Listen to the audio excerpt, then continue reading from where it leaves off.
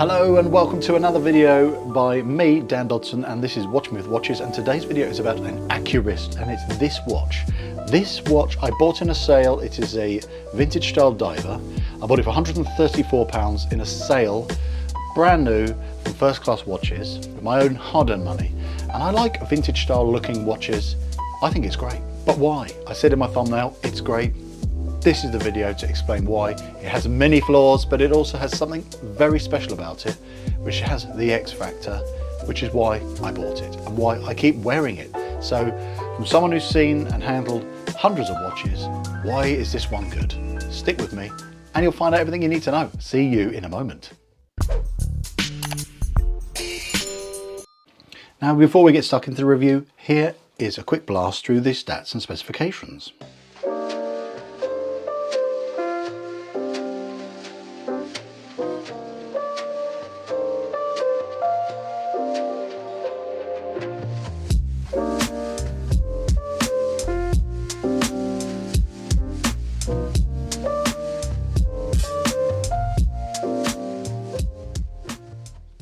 I'm going to start my review by just quickly giving you the model number, which is 72001.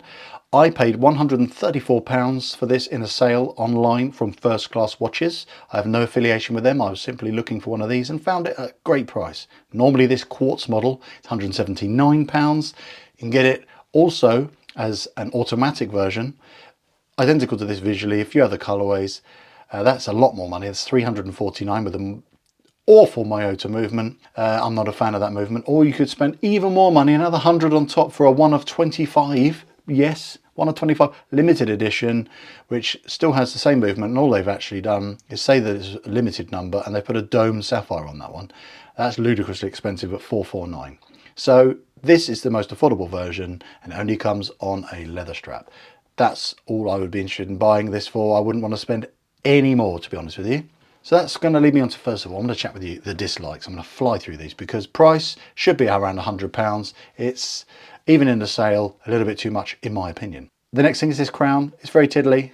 It's not actually in keeping with the original one. The original watch, from the pictures I've looked at, had a bigger crown. This is too small, fiddly and awkward, and clashes a bit with the bezel when you're trying to unscrew it. It's just a bit awkward. The bezel itself is not very grippy. It's quite slippery. It's well finished, but it's not actually that easy to grip. Sapphire, it's good to have sapphire, but it smudges so easily. I'm constantly cleaning it. For some reason, this sapphire is just a smudge magnet. I don't know why. Sizing is a bit off, slightly too thick by 2mm. 12 should be about 10. Again, case size nearly 42. I'd prefer this nearly being about a 40. Be a bit more in vintage style sizing, but they've gone for the contemporary sizing. Movement inside is about $11. It's a very cheap quartz movement, very easy to do a battery change, etc, every few years, but again, it's a very cheap movement, and that leads to the second hand. As you can see here, it doesn't actually align with the markers. Those of you with OCD will quit the video right now, but it literally doesn't bother me one bit personally.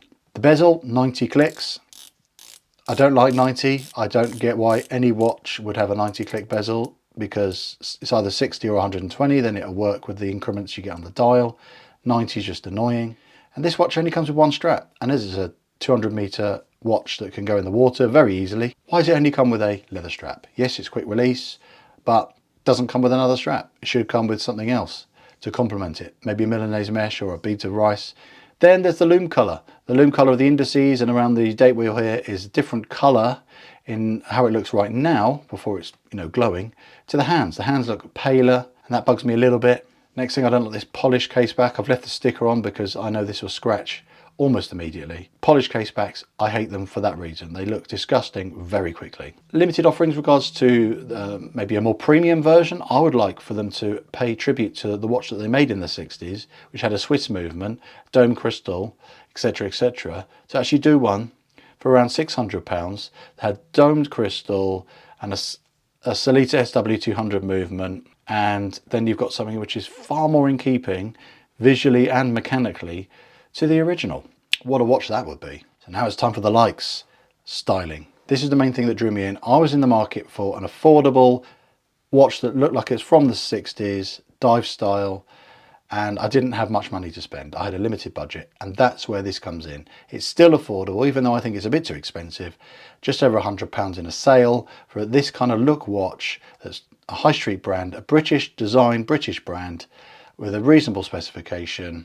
I thought it was great. Sapphire, it's good to have sapphire because such a big piece of crystal over a lovely big visible clear dial, I would be driven mad if it got scratched too quickly and too easily. So it's nice to know it's got that reassurance of scratch resistance. The bezel action is actually decent, even though I said earlier I don't like 90 clicks.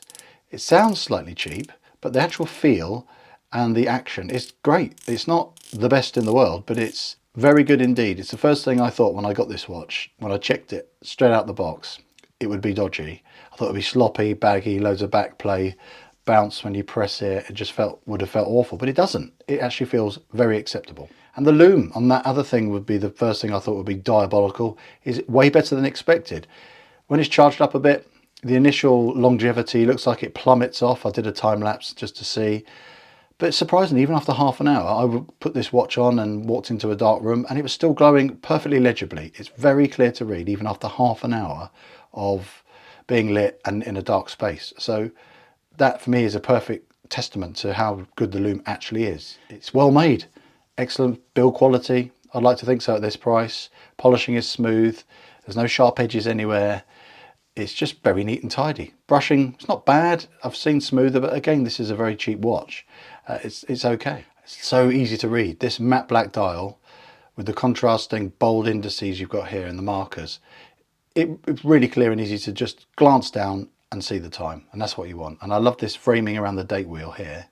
So it just draws your eye in, and the date wheel is not tiny. That window is lovely, crisp and clear. As watches go, you want it to be clear and easy to read, and this does that perfectly. Proportions on this watch are great. The lug to lug, the thickness, the dial size, everything is good, apart from maybe the crown being a bit too small.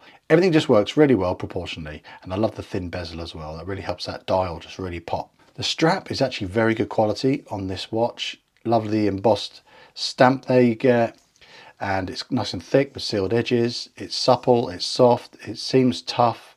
It's got a nice bit of graining going on. It's a good quality leather strap, and the stitching here is really neat, and it has quick release. Really lovely strap, and I love the colour of the stitching. It complements the colour of the markers in here as well. It just seems to work very cohesively. On wrist, easy to get, good fitment, nice buckle here. Really, really nice weight distribution. It's comfortably under 100 grams. I wear this all day and you just don't notice it. It's really comfortable. Throwing in the mix here, this has got what I call the X factor. For me, this is more than the sum of its parts. It just seems to work together as a whole package. For me personally, to just make me just feel happy. I just look at it and go, I love the look and feel of this watch. I don't think about the price. I don't think about the spec. I don't think about all those other things that we get nerdy about. I just look at it and I like it. Simple as that. Heritage as well is good. Accurist, a British brand, British designed. I just like those elements coming together. I know these aren't made in Britain, hence the price, but it's a name that is synonymous with this country, and I like the range of watches they do. They're just charming and interesting and pay tribute to the past. And lastly, there's not much competition. Who else offers a watch with this kind of look for this price?